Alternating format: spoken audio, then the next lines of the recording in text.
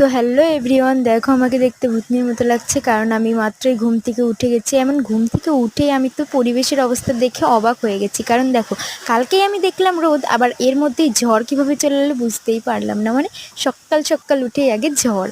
এই দেখো গাছগাছালিগুলোর অবস্থা যে এমন হয়ে গেছে, মানে পুরো এরা একদম বেঁকে পড়েছে।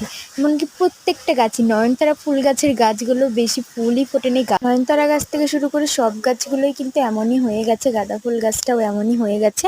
এবং এরপর দেখ পরিবেশের অবস্থাটা মনে হয় ধীরে ধীরে একটু কমছে, মানে একটু সূর্যের উঁকি দিচ্ছে। তো এর মধ্যে মা আবার রান্না করতে চলে এলো এবং রান্না করলো খিচুড়ি আর পাঁপড় ভাজি। বৃষ্টির দিনে কিন্তু খিচুড়ি খেতে মজাই আলাদা। আমি মাকেও একটু ভিডিও করে নিলাম যে রান্না করছে। তারপরে আমাদের খিচুড়ি কিন্তু রেডি, অ্যান্ড আমরা সবাই মিলে অনেক মজা করে খিচুড়ি খেলাম। মা আমাদেরকে সার্ভ করে দিল। অ্যান্ড নেক্সট মিনি ব্লগের জন্য সাবস্ক্রাইব করো। বাই, আমি খিচুড়ি খাই।